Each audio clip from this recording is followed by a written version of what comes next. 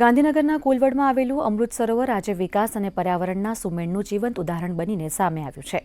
મુખ્યમંત્રી ભૂપેન્દ્ર પટેલના માર્ગદર્શન હેઠળ આ સરોવરને 1.10 લાખ ચોરસ મીટરના વિશાળ અને આકર્ષક પિકનિક સ્પોટમાં રૂપાંતરિત કરાયું છે। 30,000 દેશી વૃક્ષોની હરિયાળી અને 182 મિલિયન લીટરની જળ સંગ્રહ ક્ષમતા ધરાવતું આ અમૃત સરોવર હવે નાગરિકોની સુખાકારી સાથે પર્યાવરણ સંરક્ષણનું કેન્દ્ર બની રહ્યું છે।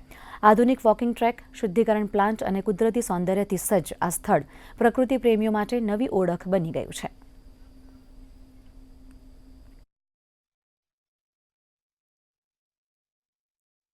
આ કોલવડાનું અમૃત તળાવ ખૂબ જ નાજુક હાલતમાં હતું। આ તળાવને અમૃત 2.0 અંતર્ગત એને વિકસાવવામાં આવ્યું છે। આ તળાવની જે પાણીની જે સંગ્રહ ક્ષમતા છે એ 14 કરોડ કિલોલીટરની કરવામાં આવી છે।